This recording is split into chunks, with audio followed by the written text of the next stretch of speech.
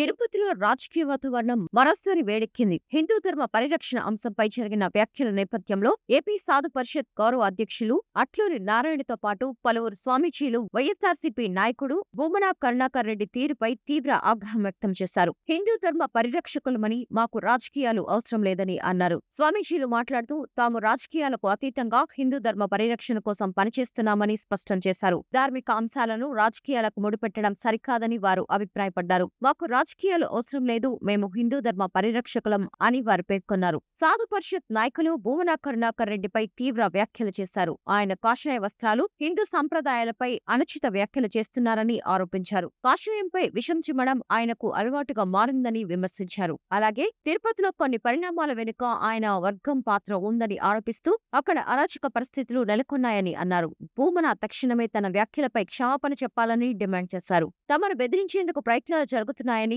అయితే ఎలాంటి బెదిరింపులకు తాము భయపడమని స్వామీజీలు స్పష్టం చేశారు. ధర్మ పరిరక్షణ కోసం తమ పోరాటం కొనసాగుతుందని తెలిపారు. ఈ వ్యాఖ్యలతో తిరుపతి పరిసరాల్లో మరోసారి రాజకీయ ధార్మిక వివాదం ఉప్పొంగింది. భూమన వ్యాఖ్యలు, స్వామీజీల ప్రతిస్పందనతో పరిస్థితి మరింత ఉద్రిక్తంగా మారింది. ఇరు వర్గాల మధ్య మాటల యుద్ధం కొనసాగుతోంది. తిరుమల తిరుపతి దేవస్థానం అంటే అదొక భక్తి, నమ్మకం, కోట్లాది మంది హిందువుల ఆరాధ్య దైవమైనటువంటి వెంకటేశ్వర స్వామి నెలవైనటువంటి స్థలం.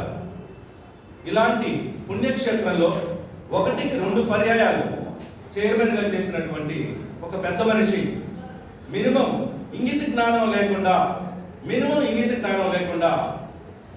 పదే పదే స్వామివారి ప్రతిష్టను దిగదార్చే విధంగా, హిందువుల మనోభావాలు దెబ్బతినే విధంగా ప్రవర్తిస్తున్నారు. వాళ్ళ కాలకేయుల బ్యాచ్ ఉంటుంది. ఈ కాలకేయుల బ్యాచ్ మొత్తం అలా స్వామివారి ప్రతిష్ట మీద, హిందూ ధర్మం మీద, హిందూ దేవుళ్ళ మీద దాడి ఎప్పటి నుంచో జరుగుతూనే ఉంది. అయితే ప్రజలు మేల్కొని 2024లో 11కి వాళ్ళని సమాప్తం చేసి ఇంట్లో కూర్చోబెట్టారు.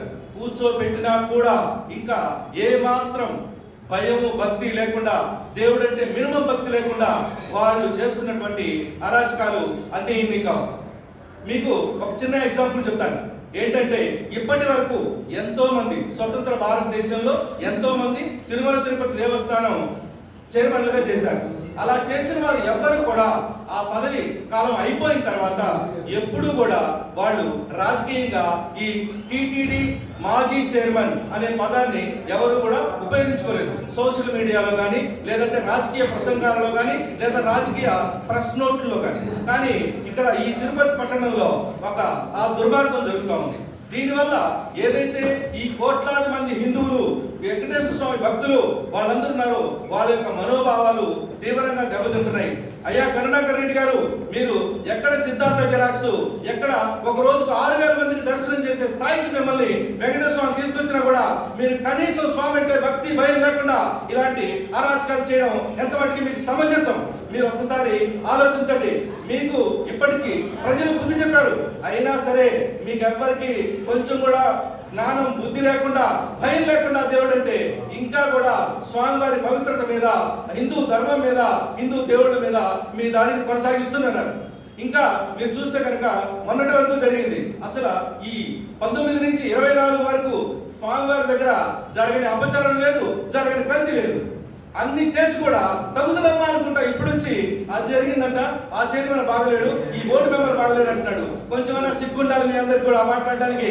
ఎందుకంటే దొంగే అందరినీ దొంగ దొంగ దొంగ అన్నట్టుగా ఉంది మీ పరిస్థితి. మీరు ఏ విధమైనటువంటి మీరు 2 పర్యాయాలు చేసిన సందర్భంలో ఎప్పుడైనా సరే, ఏదైనా సరే ఒక స్వామివారి యొక్క ధర్మాలను కానీ, స్వామివారు చెప్పినటువంటి ఏదైనా టీటీడీ రూల్స్ ని మీరు పాటించారా చెప్పండి.